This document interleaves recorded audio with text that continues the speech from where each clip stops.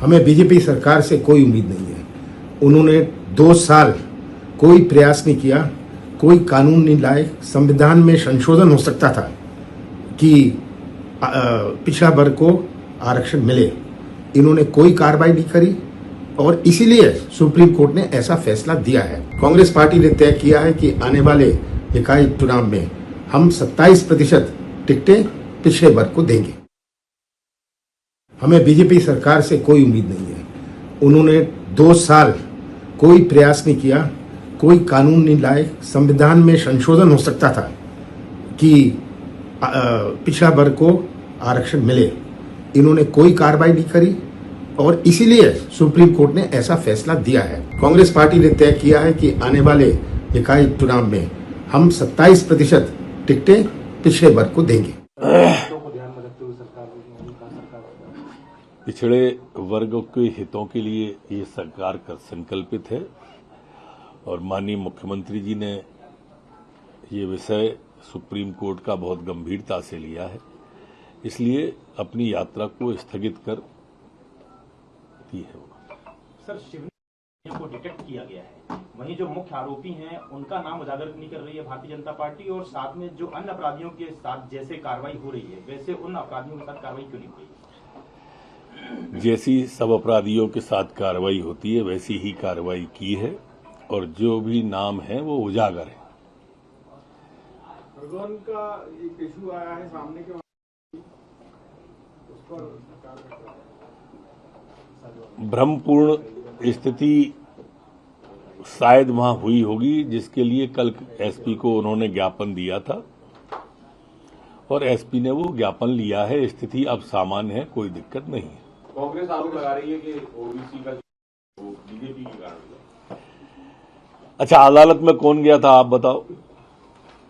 BJP गई थी, BJP चुनाव में गई थी, चुनाव से भागी कांग्रेस।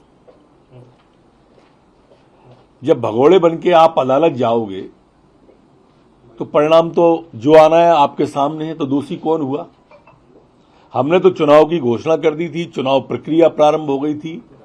इनके बड़े बड़े वकील, इनके बड़े बड़े कार्यकर्ता, विवेक तनखा जी, सैयद जफर जी, जया ठाकुर जी, अदालत में तो ये गए ना, गए तो परिणाम तो आया नहीं इनके अनुकूल, जो था वो और चला गया।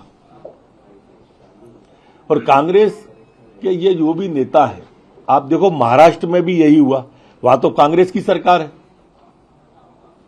कांग्रेस की सरकार है, फिर वहां ऐसा क्यों हुआ? इसके जवाब नहीं है। आरोप भारतीय जनता पार्टी पे लगाने से कुछ नहीं होगा मित्रों। 3 मुख्यमंत्री दिए हमने, माननीय उमा भारती जी, माननीय बाबूलाल गौर जी, माननीय शिवराज सिंह चौहान जी, 3 मुख्यमंत्री हमारे प्रधानमंत्री हैं।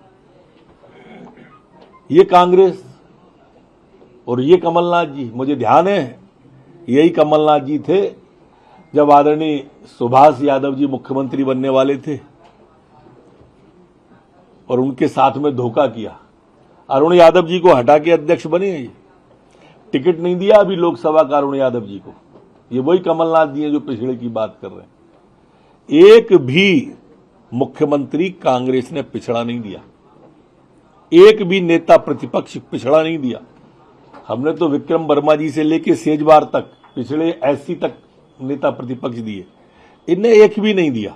लेकिन बात पिछड़ों की करते हैं, गले लगा के पीठ में छुरा पिछड़ों की घोंप देते हैं। मैं तो नाम सहित बता रहा हूं, ऐसा क्यों किया ये स्पष्ट करे ना। मध्य प्रदेश के पिछड़े अच्छी तरह से इन्हें जानते हैं।